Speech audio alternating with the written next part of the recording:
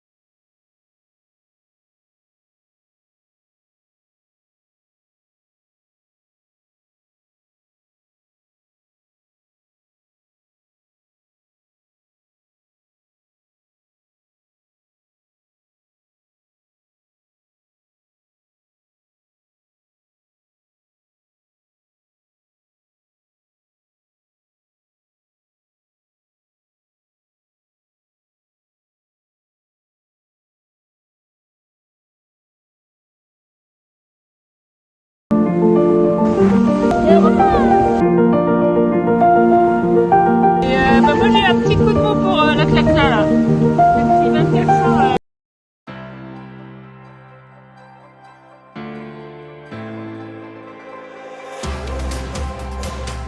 This is your weekly Global Sailing Highlights show, The World on Water, February 2nd, 2024.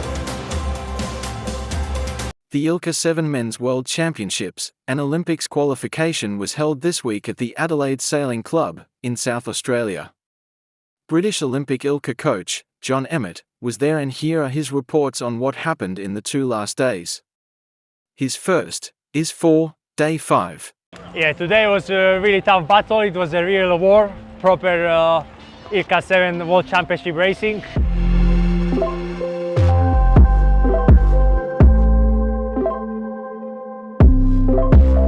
First beat 18-19 minutes for the leaders, so the legs were hurting because the last couple of years generally the racing has been getting smaller and smaller compared to the past. So I guess we need to get used to that again to feel the pain and endure it for long enough. Yeah, it was like kind of a horse racing start and going on the left side, and it was the tricky part was to choose where to start. Second race, the boats who started on the comedian, they had immediately right pressure and right shift, and they managed to kind of roll over the fleet from the left. So we had to, I was on the left, so I had to push hard and suffer, and managed to finish that race. First one I won, which was really pleasing, and happy with the day overall. First race, I felt that how the sea breeze is kicking in, that the left side should be strong, and we are pushing on the left side also with a couple of hoses. Matt Wen was above us, and Luuc Elliott was below. And Matt, I think, managed to round first. And I was there in the batch, I was fourth, but it was open racing. We had, in the dam it was tricky because it was about who doesn't have the width, was able to kind of go a bit faster.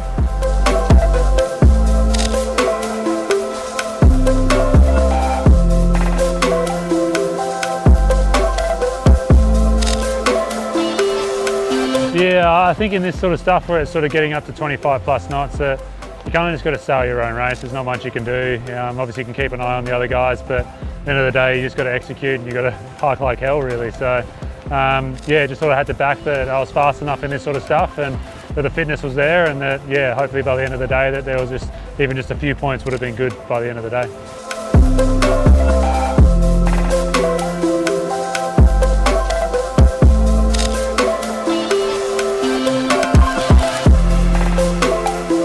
Yeah, so just missed out on the medal race by a couple points. That was the goal for the event, so a bit disappointed to not make it, especially after so many days of racing, just a few points, and you start thinking about all the missed opportunities. But yeah, such is life, and yeah.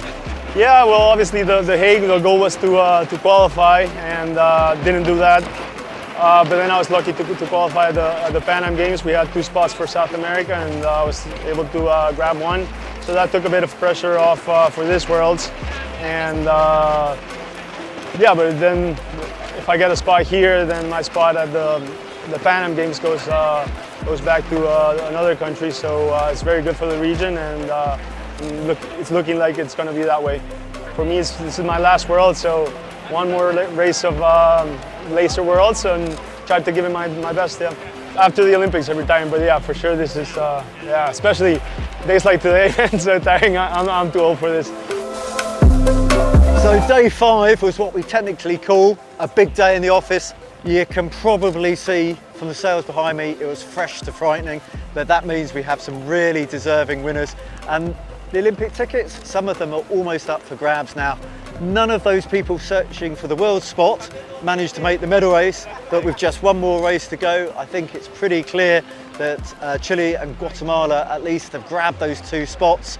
That means that it goes down the regional qualification, so there's probably going to be some happy Brazilians, etc. today, and then there's 5 spots which will probably be decided on the basis of tomorrow's race. It's going to be a bit of a strange one. 10 boats will be missing, and they'll be resting and getting ready for the medal race, and we'll talk more about that tomorrow.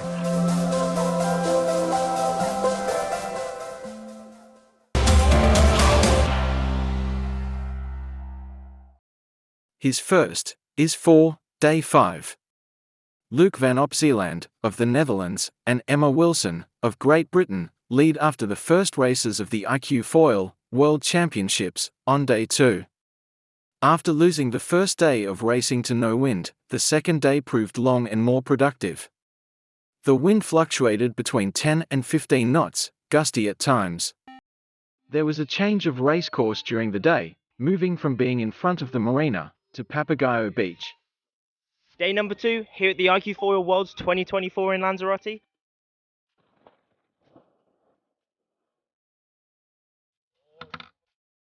Yeah, it looks like a good day. 10 to 12 knots on the water. Let's rock and roll. Yesterday we had no racing, unfortunately. However, today it's looking like the wind is already coming through, so let's hit the water.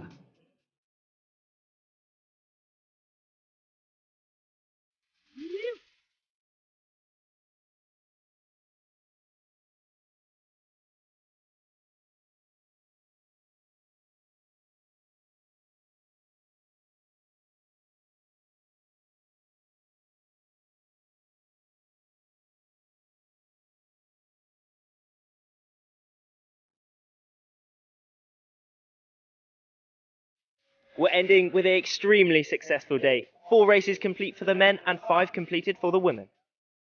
We have Emma Wilson dominating the women's fleet, counting 4 bullets to her name.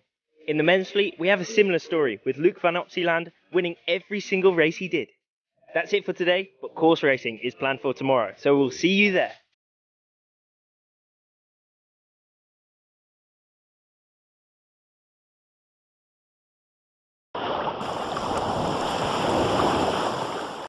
The Swan River Etchells Fleet is proud to announce that the International Etchells Class 2024 Etchells World Championship will be sailed on the waters off Fremantle, Western Australia, from the 15th of March to the 22nd of March 2024. Our preview report includes long-time Australian Etchells sailor, Jon Bertrand. So the Etchells class in Australia is alive and well, and super competitive, there's no question. It's world class from my perspective.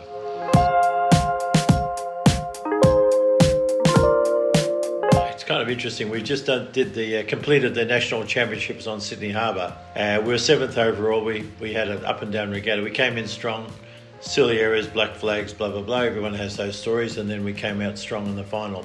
Anyway, so we're off to the West Australian Championships, which is mid-February, and quite a few of the teams will be competing in that in preparation, and then of course mid-March will be the Worlds. It's kind of interesting. It's a misnomer about the Fremantle Doctor, a lot of wind, Fremantle. Well, of course it is in high summer, but March in Fremantle it can be a big range of conditions. That's the point. Generally, the sea breezes will be nowhere near as strong as a so-called Fremantle Doctor. It'll be one would assume a wide range of conditions, and clearly we look forward to that. Well, Graham Taylor, GT, and Richie and James are doing a really nice job. They've won the last several regattas, you might say, just by being very, very smooth. They're very, very good with changing their gears, and their tactics are very solid. They've really set the pace. The interesting thing about the Etchells class is it really is the Olympic class in the non-Olympic years, or even we're in now the Olympic year of Paris.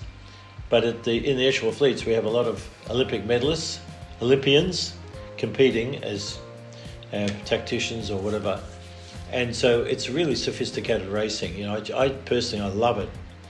If you can cross a boat by a metre, it's a thrill to be racing in such tight, refined competition.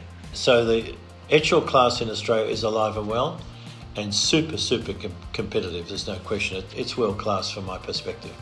I'd say that from within the Australian fleet, I would think that there's probably 5 to 8 boats that could win the World Championships, put it that way, if they put the regatta together properly. These World Championships are always hard to win regardless, and I think that we have a pretty strong contingent coming from the UK, for example, but we will be getting, there are some American entries coming, and all of that is just part of the mix of a World Championship. The Western Australians love their sailing. Fremantle is the home of the Defence of the Americas Cup, and indeed that's where we did quite a lot of our sailing, in the preliminary leading into the 83 success with the Australia 2. So, I've personally spent a lot of time in Fremantle. But putting all that aside, my experience is the home ground advantage, in places like Perth, but many places are not that relevant. Yep. And you're going to get down to the museum, take a look at the old girl, see if she's going all right? Well, it's still going. We're still going around the bottom mark with a float drop before we get onto the final beat to the finish. Like, we're over there, of course, September this last year for the 40-year anniversary, which is fantastic. And they had a wonderful exhibition. I assume it'll still be there, but the Maritime Museum did a great job. But I wish we could get on that final beat and get across that finishing line.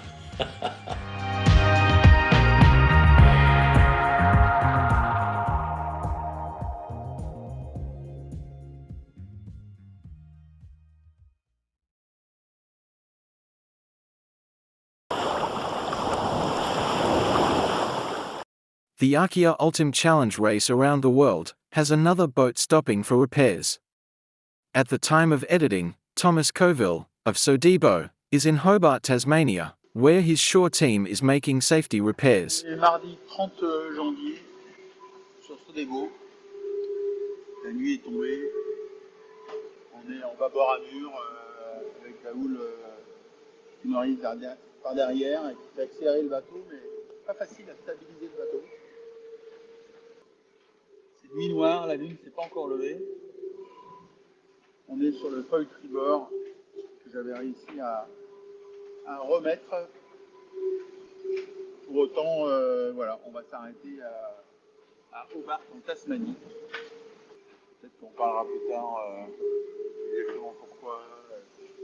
Mais c'est vrai que par rapport à la sécurité qui était engagée sur la plage avant, de ne plus avoir le filet bâbord, c'était quand même chaud. Et puis les manipulations que je suis obligé de faire pour aller hooker les foils et déhooker les foils à chaque fois le long du flotteur. Donc bon, mes interventions sont quand même très engagées quand il y a de la mer. Je ne me sentais pas capable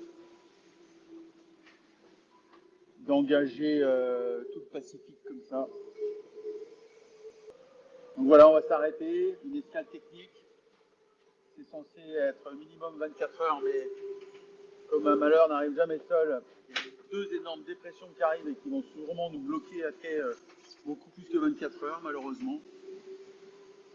Alors que j'ai une équipe à pied d'œuvre qui, j'en suis sûr, est prête à remettre le bateau tel qu'il doit être pour faire la deuxième partie de course. Voilà. C'est un drôle de sentiment que de devoir s'arrêter. Mais en fait, ce soir, c'est pas ça dont je voulais vous parler. J'ai eu envie et j'avais besoin de prévenir Armel Le PH, donc le troisième, qui va passer second, de mon intention de s'arrêter.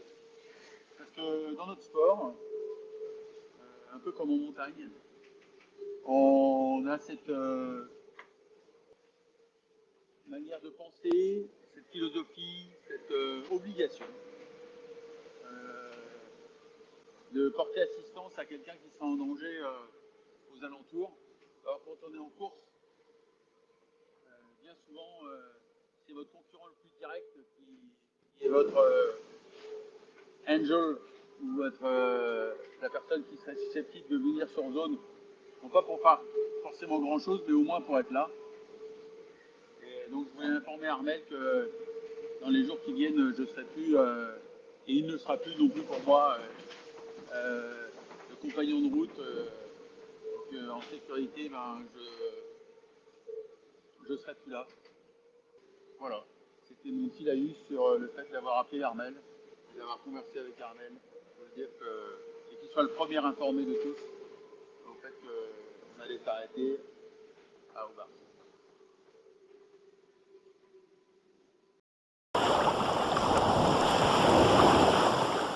Adelaide witnessed an exhilarating medal race on the final day of the Ilca 7 Men's World Championships.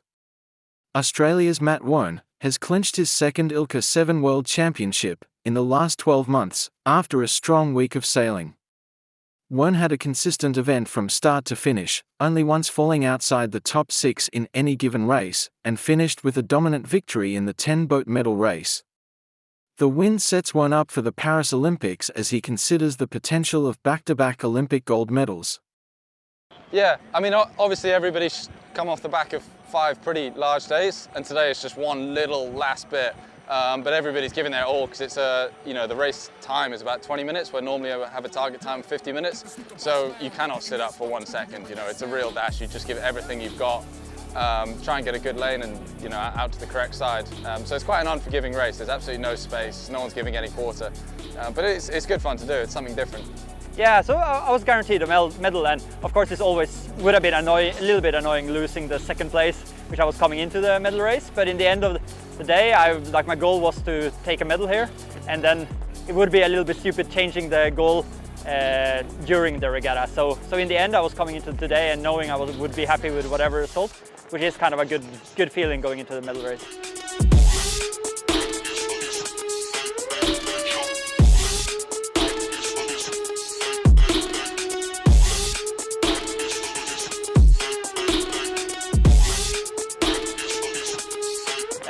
Going in, I was hoping to be fighting for the medals. I knew Mickey and Matthew had been almost unbeatable all season last year.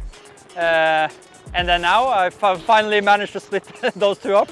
But they were all both, Matthew in the medal race was just unbeatable. He was going so quick off the line. I tried to get his wake, but even the wake was going too quick for me.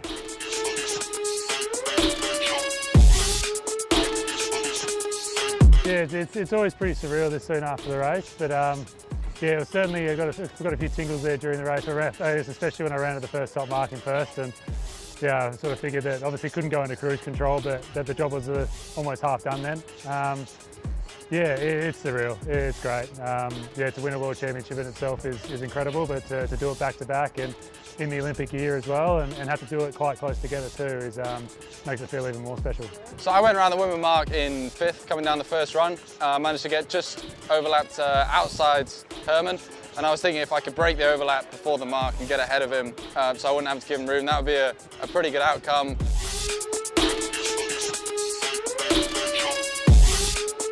If we look at the results, it looks like nothing changed, but actually it was a dramatic medal race with a key moment at the leeward mark where Mickey Beckett nearly managed to get better of Herman, but Herman held on and the results stayed the same.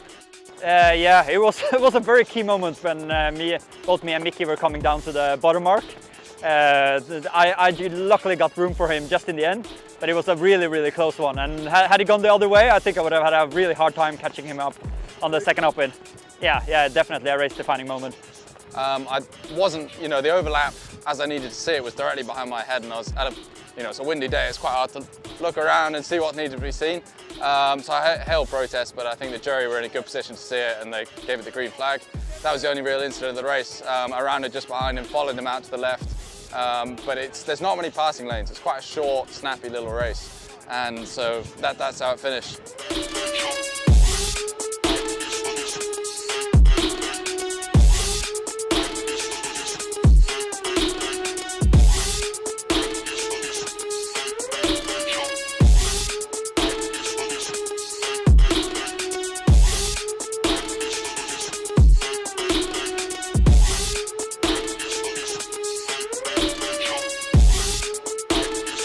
Well, Adelaide has been absolutely fantastic. The hospitality world class, and that is another World Championships done and dusted with an Australian world champion. Matt Wern threw down the gauntlet, dominated the medal race to secure that gold in the Olympic year. Yeah, there's definitely a little bit more emotion in it. Yeah, obviously being in Adelaide, in Australia is incredible, and not many people can say that they've had a home World Championship, and yeah, this is probably as close as I'm going to get to it. So yeah, it feels incredible, and yeah, to have family and friends so close by, it just makes that much more special.